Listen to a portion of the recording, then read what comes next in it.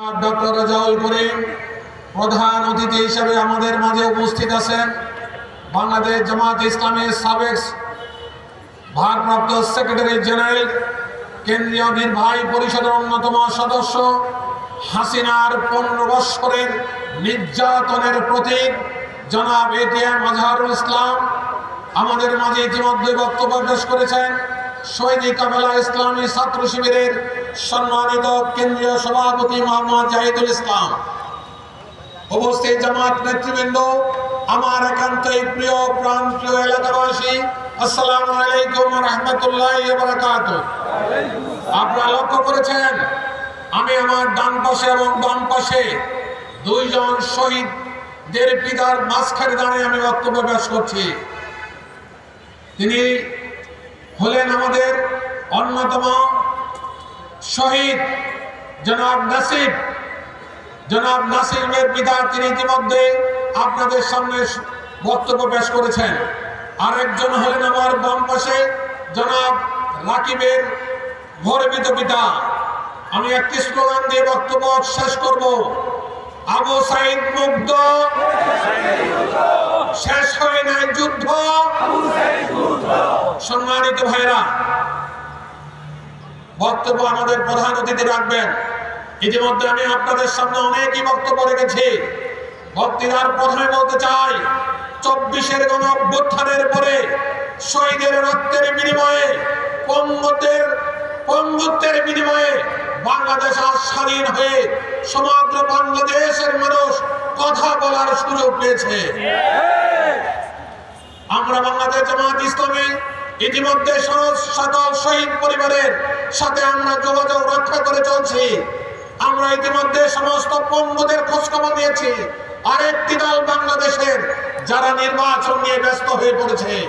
আপনারা লক্ষ্য করেছেন 5 আগস্ট দেশ স্বাধীন হলো, 7 আগস্ট নির্বাচনের জন্য পল্টনে সমাবেশ করলো এবং নির্বাচন দাবি করলো। অবাক বিস্ময় জাতি তাকিয়ে থাকলো।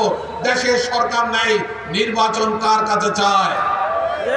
সম্মানিত প্রিয় ভাইরা, বাংলাদেশের আকাশে আমরা আবার শকুনের গ্রাম লক্ষ্য করছি।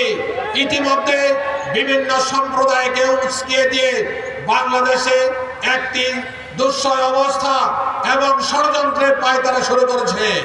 বাংলাদেশ জামাত ইসলামী আজকের এই মিছিলতে, এই প্রোগ্রাম থেকে ঘোষণা করছি, কোন চক্রান্ত আর কাজে লাগবে না। চক্রান্ত বাংলাদেশ জামাত ইসলামের অগ্রযাত্রাকে রুখে দিতে পারবে না ইনশাআল্লাহ।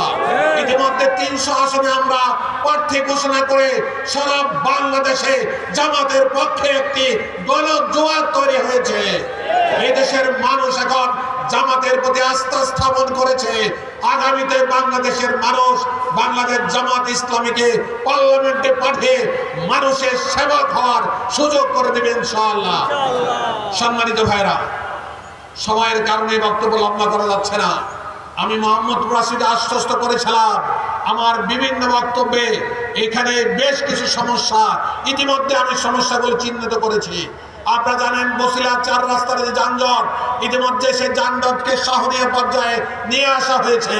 বসিলার যে 4 রাস্তা, 60 ফিটের যে রাস্তা, সেই রাস্তার কাজ ইতিমধ্যে আমরা শুরু করেছি।